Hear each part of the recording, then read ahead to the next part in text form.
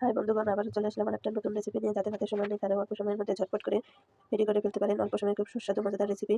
আমার সাথেই থাকুন। এখানে নিয়েছি রসুন কুচি, পেঁয়াজ কুচি আর কাঁচামরিচ কুচি। এখন আমি এগুলোকে লবণ অ্যাড করবো সাথে, এবং লবণ দিয়ে মাখিয়ে নেব। তার জন্য প্রথমে নিয়ে নিচ্ছি এখানে লবণ পরিমাণ মতো। এখন দিয়ে দিব হলুদ গুঁড়ো, তারপর সাথে একটু অ্যাড করবো মরিচ গুঁড়ো। এই নাস্তাটা খুব সহজ, অল্প সময়ের মধ্যে হয়ে যাবে। এখন আমি এগুলোকে ভালো করে মাখিয়ে নেব। সুন্দর করে মাখাতে হবে। মাখানো হয়ে গেছে। এখন অ্যাড করছি ময়দা। অল্প অল্প করে ময়দা অ্যাড করছি। এখন এটাকে আমি অল্প অল্প করে পানি দিয়ে মাখিয়ে নেব। অল্প অল্প করে পানি অ্যাড করবো আর মাখিয়ে নেব। এখন আমি অল্প অল্প করে পানি অ্যাড করছি। সবসময় এক নাস্তা খেতে ভালো লাগে না, মাঝে মাঝে চেঞ্জ করে খেলে অনেক ভালো লাগে। আপনারা একটা চেষ্টা করবেন, দেখবেন কত মজা। এখানে অল্প অল্প পানি অ্যাড করে আমি